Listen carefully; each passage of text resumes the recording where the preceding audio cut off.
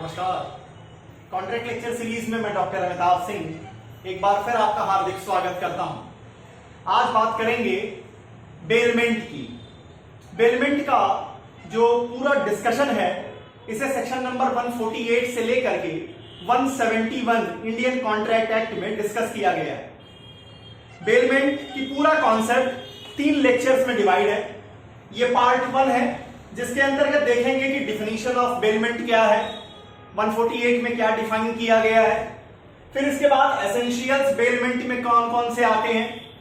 अगर देखेंगे तो 6 एसेंशियल आएंगे, लेकिन आपको मुख्यतः 3 पर विशेष ध्यान देना होगा। इसके बाद देखेंगे कि आखिर बेलर की ड्यूटी क्या है। तो पहले ये समझ लीजिए कि आखिर बेलमेंट है क्या, फिर आते हैं कि बेलर और बेली इजी हो जाएगा।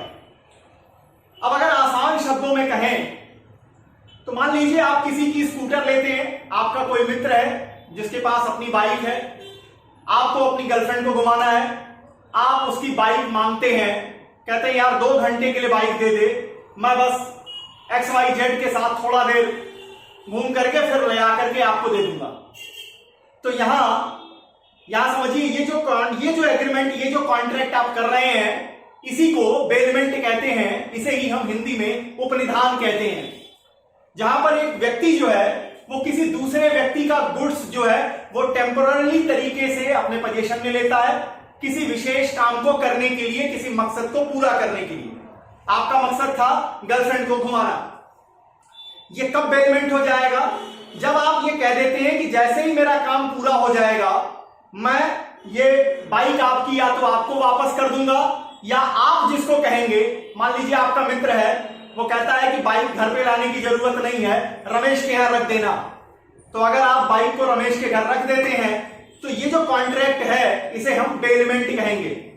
अब यहां जिस व्यक्ति का सामान होगा, जो पोजीशन आपको दे रहा है, वो बेलर कहा जाएगा। और आप जो कि गर्लफ्रेंड घुमाने के लिए बाइक अपने मित्र की मांग रहे हैं, आप बेली कहे जाएंगे। अब यहां पर बेली के पास 5 ड्यूटीज होंगी और बेली को 4 राइट मिलेंगे। वो तो बाद में आएंगे। तो पहले आप ये समझ गए कि बेलर कौन है, मतलब जिस व्यक्ति का सामान है, जिस व्यक्ति का गुड्स है, वो बेलर कहा जाएगा। अब बेलर की ड्यूटीज क्या क्या आएंगी? बेलर्स की ड्यूटी को लेकर के यहां जो सेक्शन चलेगा वो सेक्शन 150 है, 158 है और 164 है। अब बेलर की ड्यूटी को समझने के लिए आपको देखना पड़ेगा कि बेलमेंट 2 तरह के होते हैं। पहले को हम ग्रेचुइटस बेलमेंट कहते हैं। जैसे आपने अपने मित्र से बाइक मांगी, उसने बाइक की चाबी आपको दे दी, उसे पता है कि आपको अपनी गर्लफ्रेंड को घुमाना है, उसने इसके बदले में आपसे कोई कंसिडरेशन नहीं मांगा, कोई भी आपसे अमाउंट नहीं मांगा, कोई रेंट नहीं मांगा, फ्री कर दिया आपको। तो इसको कहते हैं ग्रेचुइटस बेलमेंट। तो ग्रेचुइटस बेलमेंट में बेलर कब लायबल होगा? अगर आप बाइक लेके गए और आपको इंजरी कॉज हो गई, तो आखिर बेलर जो है जिसने आपको बाइक दी है वो कब लायबल होगा, इसको देखेंगे। दूसरी ओर बेलमेंट होता है bailment for rent. For example, आप जो है आपके घर में एक फंक्शन है, आप कैटरर्स के यहां जाते हैं और वहां से जनरेटर जो है वो लेके आते हैं। जनरेटर का आप किराया, वो जनरेटर इसीलिए रखे हैं कि 1000 रुपए आप देंगे और वो किराए पे आपको जनरेटर दे देते हैं। आपका पर्पज है कि आपके घर एक फंक्शन है। अब पता चला कि उस जनरेटर में कुछ ऐसी फॉल्ट है जिससे आपके घर पे इंजरी कॉज हो जाती है। तो जहां पर बेलमेंट रेंट के लिए दिया गया है, वहां पर बेलर की क्या रिस्पॉन्सिबिलिटी होगी, इसको देखेंगे। इस पूरे टॉपिक में 2 केसेस आपको ध्यान देनी होगी। ग्रेचुइटस बेलमेंट में केस आएगी मैफेट वर्सेस बेटमैन की, और बेलमेंट फॉर रेंट में केस आएगी रीड वर्सेस डीन की। अब इसके बाद 2 और सेक्शन आएंगे जो बेलर की ड्यूटी को एक्सप्लेन करेंगे। एक होगा सेक्शन नंबर 158 और दूसरा होगा सेक्शन नंबर 164। तो अगर आपसे बेलर की ड्यूटी पूछी जाए तो वहां पर आपको इतनी चीजें डिस्कस करनी है। ग्रेचुइटस बेलमेंट किसे कहते हैं, मेथड की केस आएगी, बेलमेंट फॉर रेंट की केस में बेलर कहां रिस्पॉन्सिबल होगा, रीड वर्सेस डीन की केस आएगी, सेक्शन 158 और 164 को आप डिस्कस करेंगे। बेलर की ड्यूटी समाप्त हो जाएगी। अगला जो लेक्चर लेके आएंगे उसमें आपकी बेली की ड्यूटी आएगी, और थर्ड और लास्ट बेलमेंट के लेक्चर में बेली के राइट्स डिस्कस होंगे, जहां पर 2 इंपॉर्टेंट चीजें हमेशा पूछी जाती हैं। पर्टिकुलर लियन किसे कहते हैं और जनरल लियन किसे कहते हैं, जिसे सेक्शन 170 और 171 में डिस्कस किया गया है। फिलहाल अभी आ जाते हैं बेलमेंट पार्ट 1 पे। डिफिनीशन क्या है, एसेंशियल्स क्या है और बेलर के ड्यूटीज क्या है। जब आप इंडियन कॉन्ट्रैक्ट एक्ट के सेक्शन 148 को देखते हैं तो यहां लिखा है bailment is the delivery of goods by one person to another person for some purpose. एक व्यक्ति क्या है, वो गुड्स डिलीवर कर रहा है दूसरे व्यक्ति को कुछ पर्पज के लिए, कुछ काम के लिए। Upon a contract that they shall when the purpose is accomplished, जब आपका काम पूरा हो जाए, बी रिटर्न, जो गुड्स है वो वापस करेंगे, और otherwise dispose of according to the directions of the person delivering the goods. Example जो मैंने आपसे लिया, जो मैंने आपके लिए लिया, वो भी यही था कि ए नाम का व्यक्ति है, उसे अपनी गर्लफ्रेंड को घुमाना है, वो बी की बाइक ले रहा है। बी की बाइक को क्या कर रहा है, या कह लीजिए बी को अपनी गर्लफ्रेंड घुमानी है, वो ए से बाइक ले रहा है। अब यहां पर क्या है कि जब वो अपना काम पर्पज पूरा कर लेगा, इस बाइक को वो रिटर्न कर देगा ए को, या as per direction of A, as per direction of A, A जिसे कहेगा, जैसा कहेगा वैसा बी जो है कर देगा। तो हम यहां पर इस ट्रांजैक्शन को, इस कॉन्ट्रैक्ट को हम क्या कहेंगे, बेलमेंट कहेंगे। इसके पहले भी आपने ये वर्ड एक बार सुना हुआ है, सेक्शन नंबर 71 पे ध्यान दीजिएगा, कॉन्ट्रैक्ट पार्ट 1 में। तो वहां लिखा है कि फाइंडर ऑफ गुड्स, अगर आप सड़क पे आपको चलते हुए कोई सामान मिल जाता है तो फाइंडर ऑफ गुड्स के रूप में भी आप बेली की जिम्मेदारी में आ जाएंगे। यह माना जाएगा कि आप बेली की रिस्पॉन्सिबिलिटी बियर कर रहे हैं। तो आप देखिए, अब यहां पर जिस व्यक्ति ने पोजीशन ट्रांसफर किया है, जिसका सामान है, उसे क्या कहेंगे, उसे हम बेलर कहते हैं। और जिस व्यक्ति ने पोजीशन लिया है, इसको क्या कहेंगे, इसको हम बेली कहेंगे। और इस ट्रांजैक्शन को, इस कॉन्ट्रैक्ट को क्या कहेंगे, बेलमेंट कहेंगे। तो बेलमेंट का मतलब सामान किसी एक व्यक्ति का कुछ काम के लिए दूसरा व्यक्ति ले जाएगा, मतलब टेम्पोररी तरीके से पोजीशन दूसरे के पास जाएगा। मेन क्या है, जब काम पूरा हो जाएगा, सामान दूसरा वाला व्यक्ति जो ले गया वो वापस करेगा, या तो जिसने दिया है उसके डायरेक्शन के हिसाब से काम करेगा। इस तरह के ट्रांजैक्शन को, इस कॉन्ट्रैक्ट को हम बेलमेंट कहते हैं। बेलर कौन है, क्लियर, बेली कौन है, इतना आपको क्लियर हो गया। अब आइए आगे, यहां पर अगर देखेंगे तो 6 एसेंशियल्स आते हैं। अच्छा, यहां इसके साथ एक एक्सप्लेनेशन भी है, वो भी देख लीजिए। Explanation stated that if a person already have possession of goods, contracts to hold them as a bailee, he becomes bailee and the owner of goods become bailor. मान लीजिए बी के पास पहले से पोजीशन है, बी सवेरे bike लेके गया है और अब आपको फोन करके कहता है कि यार थोड़ा गर्लफ्रेंड को घुमाना है 3-4 घंटे के लिए, मैं बाइक और रख लेता हूं। तो वहां ये क्या माना जाएगा कि अब वो भी बेली है और ओनर जो होगा वो बेलर के रूप में होगा। मतलब पोजीशन आप इमीडिएट भी ट्रांसफर कर सकते हैं या पहले से भी बेली के पास पोजीशन हो सकता है। अब जरा एसेंशियल्स में आ जाइए। एसेंशियल में सबसे पहला एसेंशियल क्या है, सबसे पहला तो गुड्स होना चाहिए। अब गुड्स में क्या क्या चीजें आती हैं, मुझसे अच्छा आप जानते हैं, बस यहां एक चीज आपको बढ़ा देता हूं जितना आप समझ रहे हैं। ऐसे नोट्स जो कि अब चलन में नहीं है, मोदी जी को याद कर लीजिए, रात के 8 बजे के बाद मित्रों पुराने वाले वो जो 500 और 1000 के नोट्स थे वो नहीं चलेंगे। तो अब वो भी, चूंकि अब वो चलन में नहीं है, लीगल टेंडर नहीं है, तो इस कारण से वो भी गुड्स की डिफिनीशन में शामिल हो जाएंगे। तो पहली चीज तो गुड्स होना चाहिए। दूसरी चीज क्या है, डिलीवरी ऑफ पोजीशन होना चाहिए। डिलीवरी ऑफ पोजीशन होना चाहिए। देखिए मैं बता चुका हूं, मैं थोड़ा कामचोर टाइप का आदमी हूं, इसलिए शॉर्ट में लिख देता हूं। आप लेकिन अपने आंसर बुकलेट में काइंडली पूरा लिखिएगा। नंबर 3 क्या कहता है, नंबर 3 कहता है हु डिलीवर, जो डिलीवर करेगा वो क्या कहा जाएगा, उसे आप क्या कहेंगे, जो डिलीवर करेगा उसे हम बेलर कहेंगे। नंबर 4 कह लीजिए who receive, who take possession, जो लिखना है लिखिए, हु टेक पोजीशन, इसे क्या कहेंगे, इसे आप बेली कहेंगे। नंबर 5, ये पूरा ट्रांजैक्शन किस बात के लिए होगा, स्पेसिफिक पर्पज के लिए होगा, देयर मस्ट बी पर्पज। और नंबर 6, असल चीज क्या है बेलमेंट की, असल चीज बेलमेंट की यह है with a condition, with a condition, क्या कंडीशन होगी भाई? Condition to return the goods after fulfilling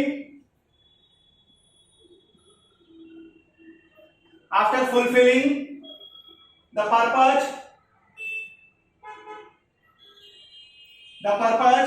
or deal with them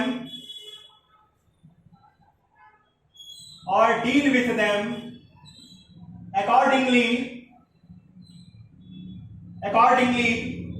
directions of bailor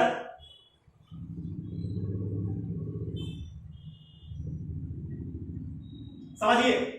total अगर देखेंगे एसेंशियल्स तो 6 आएंगी, लेकिन इसको क्लासिफाई कर देंगे 3 में, वो बाद में। पहले देखिए गुड्स होना चाहिए, डिलीवरी ऑफ पोजीशन का ट्रांसफर किया जाएगा टेम्पोररी बेसिस पर। नंबर 3 जो ट्रांसफर कर रहा है, जो डिलीवर कर रहा है, उसे हम क्या कहेंगे? बेलर कहेंगे। जो सामान का पोजीशन ले रहा है वो क्या होगा? बेली हो गया। किस लिए ले रहा है? कोई ना कोई पर्पज होगा, बिना पर्पज के होगा तो वो बेलमेंट नहीं होगा। मेन शर्त क्या है इस पूरे कॉन्ट्रैक्ट की?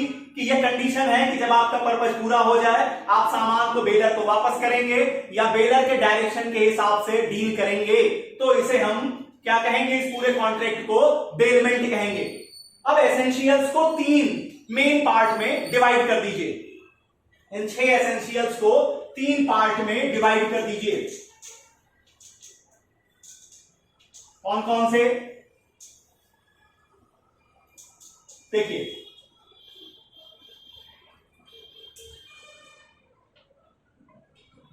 एसेंशियल्स को मुख्यतः 3 पार्ट में डिवाइड कर रहा हूं। पहला पार्ट है delivery of position of goods, delivery of position of goods bye baler for specific purpose. अब उसको मैंने क्लब कर दिया, जो आपके 6 लिखे थे उसको क्लब करके 3 पार्ट में ले आए। पहला है डिलीवरी ऑफ पोजीशन होना चाहिए बेलर के लिए, बेलर के द्वारा बेली को कुछ पर्पज के लिए। अब यहां आप क्या क्या लिखेंगे? यहां पहली चीज आप डिस्कस करेंगे कि डिलीवरी ऑफ गुड्स जो है या लीगल सीज्ड मनी, ऐसे पैसा ऐसा नोट जो कि अब लीगल टेंडर नहीं है, वो भी गुड्स के डिफिनीशन में आ जाएगा, बेलमेंट का सब्जेक्ट हो सकता है। डिलीवरी जो होगी वो क्या होगी? एक्सप्रेस भी हो सकती है और इंप्लाइड भी हो सकती है। अब आप इंप्लाइड कैसे डिलीवरी देंगे? जिस जगह पे सामान रखा हुआ है आप उस गोदाम की चाबी दे देते हैं, तो ये भी आपने क्या कर दिया? ये भी आपने पोजीशन को डिलीवर कर दिया, हैंड ओवर कर दिया। जिस जगह पे बाइक रखी है आपने उस गैराज की चाबी दे दी, बाइक की चाबी के साथ गैराज की चाबी दे दी, ये क्या माना जाएगा? कि आपने पोजीशन को हैंड ओवर कर दिया। नंबर 3 आइए, लेकिन ध्यान दीजिएगा, जब आप पोजीशन ट्रांसफर कर रहे हैं, जब आप पोजीशन डिलीवर कर रहे हैं, तो कंट्रोल किसका आ गया उस प्रॉपर्टी के ऊपर? कंट्रोल आ गया बेली का। देखिएगा, बेलर की प्रॉपर्टी है, बेलर क्या कर रहा है? पोजीशन बेली को दे रहा है, तो जितने देर पोजीशन बेली का है कंट्रोल किसका होगा? प्रॉपर्टी का, प्रॉपर्टी पर बेली का। अब मान लीजिए बेलर एक ऐसा आदमी है जो सामान बेली को दे रहा है, लेकिन सामान पे कंट्रोल अपना बना के रखे हुए है, तो क्या उसे वहां पर हम बेलमेंट मानेंगे? आंसर है ऐसी सर्कमस्टांसेस में बेलमेंट नहीं माना जाएगा। अब इसका क्या मतलब? मतलब आप समझिए कि जब आप ड्राइवर को अपनी कार देते हैं चलाने के लिए, वो बेलमेंट नहीं है, उसे बेलमेंट मत मानिएगा।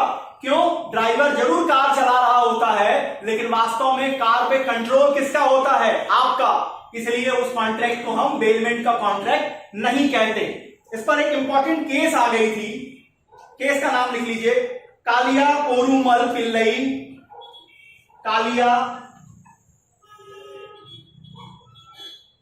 पोरूमल Pillai versus A Lakshmi, ALAKSHMI,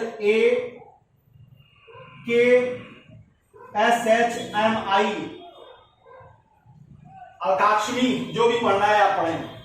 अब यहां पर क्या थी? ये जो पिल्लई थी, कालिया पोरूमल पिल्लई जो थी, ये एक लेडी थी। इन्होंने अपने आभूषण जो है, अपने आभूषण को गोल्ड स्मिथ को दिया, जो आभूषण बनाने वाले थे उनको दिया। वो उनको गला करके नए आभूषण बनवाने के लिए वो लेके गई थी सारे आभूषण।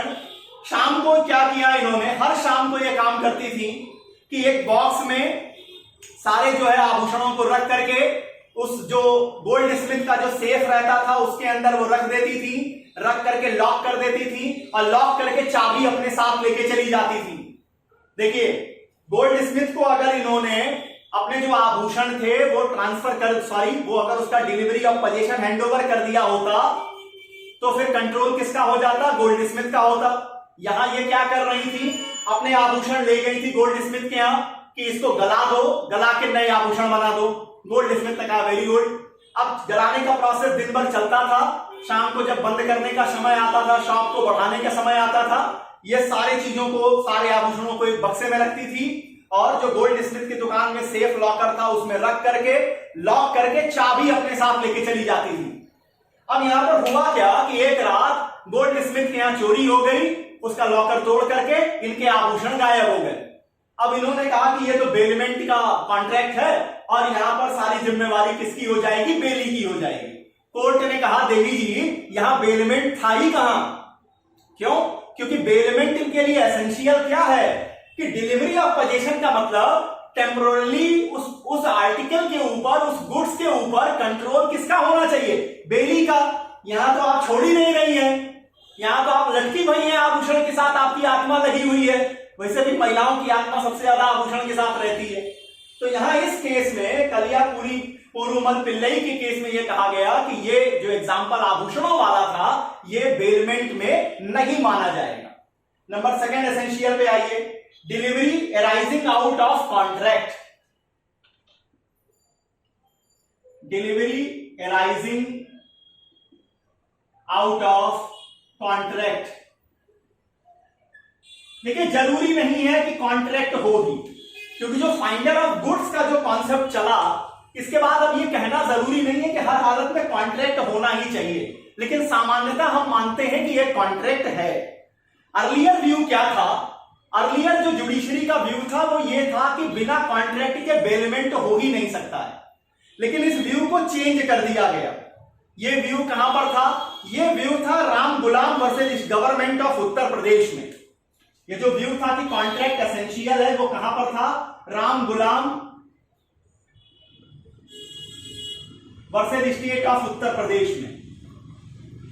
1950 तक मान लीजिए कि ये चीजें मानी जाती थी, फिर आगे चल के ये कॉन्सेप्ट चेंज कर गया। अब यह है कि कॉन्ट्रैक्ट का होना जरूरी नहीं है। अब थर्ड क्या है, रिटर्न ऑफ गुड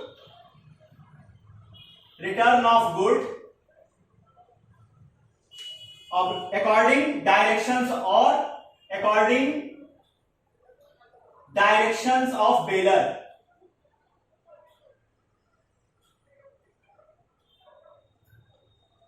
मतलब बेलमेंट क्या है, बेलमेंट किसी पर्पज के लिए ये कॉन्ट्रैक्ट आप कर रहे हैं, वो पर्पज पूरा हो गया। अब बेली की जिम्मेवारी है कि वो सामान जो गुड्स उसने लिया है वो बेलर को वापस करेंगे, या बेलर जैसा कहेगा, जिसके पास कहेगा, जिस तरह से कहेगा उस तरह से उस सामान के साथ डील करेंगे। तो वहां पर हम कहेंगे कि ये जो कॉन्ट्रैक्ट है ये क्या कहा जाएगा, बेलमेंट है। अगर सामान को लेने वाला सामान वापस करने के लिए जिम्मेदारी नहीं ले रहा है या बेलर के कहे के अनुसार नहीं काम कर रहा है तो ये कॉन्ट्रैक्ट बेलमेंट का नहीं माना जाएगा। डिफिनीशन कहां है, सेक्शन 148 में। डिलीवरी ऑफ पोजीशन पहली चीज आती है। डिलीवरी ऑफ पोजीशन एक्सप्रेस और इंप्लाइड भी हो सकती है। इंप्लाइड पोजीशन का मतलब जिस जगह पे सामान रखा है उस गोदाम की आपने चाबी दे दी है।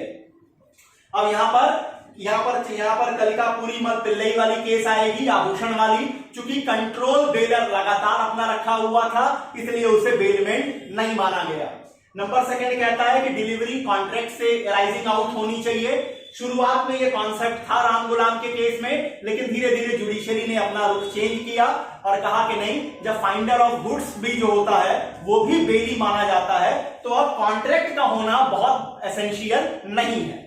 नंबर थर्ड कहते हैं जो मेन पार्ट है वो ये कि जब पर्पस पूरा हो जाए बेली क्या करेगा, सामान को बेलर को वापस करेगा या जैसा बेलर कहेगा उस तरह से डील करेगा, तो हम कहेंगे कि ये कॉन्ट्रैक्ट बेलमेंट का है।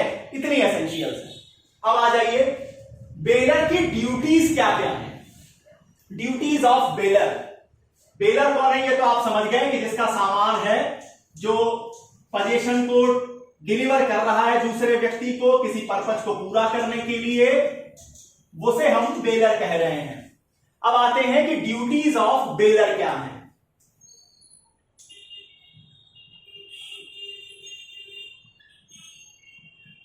अब यहां समझिए, पहले समझिए फिर आते हैं। 150 आएगा, 158 आएगा, 164 आएंगे। ये 3 सेक्शंस आपको देखने हैं। अब मान लीजिए कि आपका मित्र है, वो अपनी गर्लफ्रेंड को घुमाने के लिए आपसे बाइक जो है वो लेके गया है, बाइक वो ले जा रहा है। आपको पता है कि बाइक में ब्रेक नहीं है, आप ये जानते हैं कि गुरु बाइक में तो ब्रेक है ही नहीं, आप ये जानते हैं, और आप जो ये बाइक दे रहे हैं इसके बदले में आप कोई पैसा नहीं ले रहे हैं, मतलब ये एक ग्रेचुइटस बेलमेंट है। दूसरी ओर मान लीजिए कि आपका धंधा ही है कि आप लोगों को बाइक प्रोवाइड करते हैं रेंट पर, आप जनरेटर प्रोवाइड करते हैं रेंट पर, तो वहां हम कहेंगे कि ये बेलमेंट कैसा है, ये बेलमेंट फॉर रेंट है। अब देखिए, अब लायबिलिटी देखिए बेलर की बदलेगी। जब हम ग्रेचुइटस बेलमेंट की बात करेंगे, पहले देख लीजिए ग्रेचुइटस बेलमेंट। फिर से आपसे माफी मांग ले रहा हूं, 1 नंबर का कामचोर आदमी हूं, इसमें कोई शक नहीं है। मैं हमेशा शॉर्ट में लिखता हूं और शायद यही कारण था कि शायद मतलब समझ लीजिए कि ईश्वर ने मुझे टीचिंग में लाके खड़ा किया। हर जगह ये जो शॉर्टकट चलाता हूं, इससे आपके यहां से कभी कभी कमेंट्स भी आ जाते हैं, तो इसके लिए माफी चाहूंगा। जी बेलमेंट का मतलब है ग्रेचुइटस बेलमेंट। ग्रेचुइटस बेलमेंट का मतलब जहां बेलर सामान जो दे रहा है उसके बदले में वो कोई पैसे नहीं ले रहा, कुछ भी अमाउंट नहीं ले रहा। यहां पर आएगा सेक्शन 50 का पार्ट 1, या कह लीजिए कि क्लॉज 1 आप कह लीजिए। ये क्या कहता है कि जहां ग्रेचुइटस बेलमेंट है वहां अगर बेलर को उस सामान के बारे में डिफेक्ट की जानकारी है, उस सामान जो वो दे रहा है उसके डिफेक्ट की जानकारी है, और डिफेक्ट भी इस नेचर का है कि बेली को एक्स्ट्रा ऑर्डिनरी रिस्क में डाल दे, या कह लीजिए कि मटेरियली इंटरफियर करे उस सामान के इस्तेमाल करने में, तो वहां पर बेलर लायबल होगा। अगर सामान के डिफेक्ट की जानकारी ही बेलर को नहीं है तो ग्रेचुइटस बेलमेंट में बेलर लायबल नहीं होगा। आपका मित्र आया गर्लफ्रेंड को घुमाने के लिए आपकी बाइक मांगने, आपको पता है कि बाइक में ब्रेक नहीं है, फिर भी आप कुछ नहीं बोले। अब आप जानते हैं कि बाइक में ब्रेक नहीं है, वो बंदा क्या करेगा, टशन लेने के लिए 40, 50, 60 की रफ्तार पकड़ेगा, और उसके बाद जब ब्रेक मारेगा तो किसी अस्पताल में दोनों मिल सकते हैं, हो सकता है एक आध दुनिया में भी न मिले। तो यहां पर आप क्या कर रहे हैं, जो डिफेक्ट है वो किस नेचर का है कि मटेरियली या तो उसकी जिंदगी को एक्स्ट्रा ऑर्डिनरी रिस्क में डाल रहा है, या मटेरियली इंटरफियर करेगा बाइक के इस्तेमाल करने में, तो वहां पर आप लायबल होंगे। लेकिन ग्रेचुइटस बेलमेंट में अगर बेलर को इन डिफेक्ट की जानकारी नहीं है तो कोई लायबिलिटी नहीं बनेगी। केस देख लीजिए, मफेट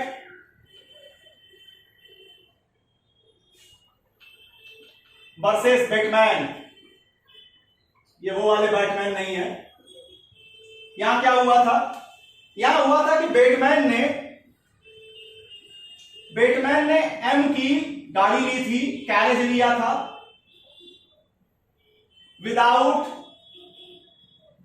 विदाउट एनी अमाउंट, मतलब पैसा नहीं दिया था, गाड़ी लेके गए थे। गाड़ी के नट बोल्ट्स जो है वो टूटे हुए थे, इस बात की जानकारी मैफेट को नहीं थी। अब जब नट बोल्ट टूटे हुए थे पहिए के, तो क्या हुआ, पहिया 9 2 11 हो गया चलते समय।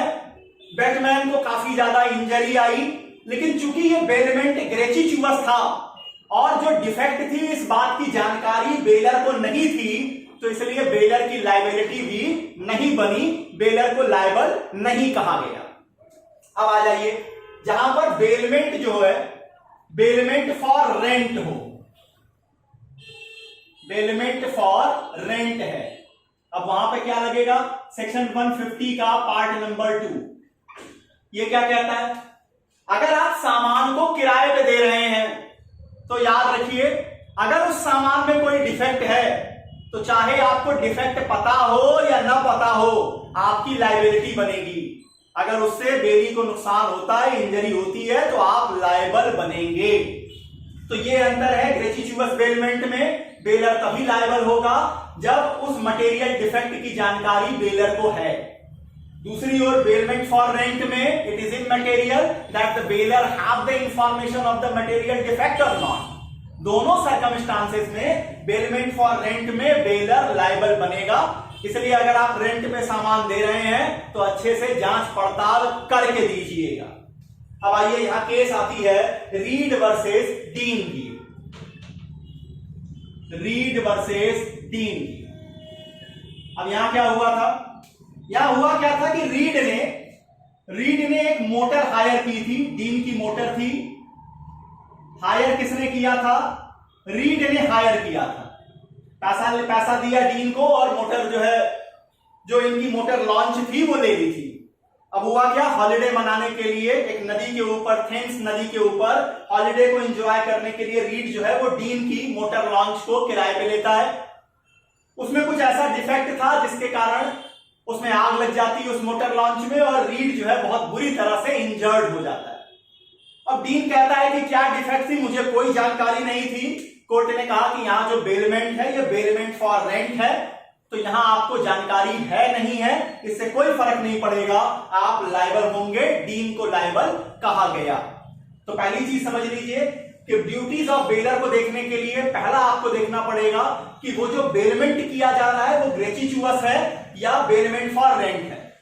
ग्रेचिचुअस है तो वहां मटेरियल डिफेक्ट की जानकारी अगर बेलर को है और डिफेक्ट इस नेचर का है कि मटेरियली वो इंटरफियर कर दे उस सामान को इस्तेमाल करने में या एक्स्ट्रा ऑर्डिनरी रिस्क में डाल दे बेली को, तो बेलर तभी लायबल होगा। लेकिन अगर बेलर को पता ही कुछ नहीं है कमी के बारे में तो बेलर लायबल नहीं होगा ग्रेचिचुअस बेलमेंट में। वहीं दूसरी ओर बेलमेंट फॉर रेंट में चूंकि बेलर यहां पर पैसे अर्न कर रहा है, किराया ले रहा है, अब चाहे उसे पता हो न पता हो दोनों सर्कमस्टांसेस में वो लायबल होगा अगर कोई इंजरी कॉज होती है, कोई नुकसान होता है बेली को। तो अब आते हैं, इसमें दो और सेक्शन है, सेक्शन 158 और 164।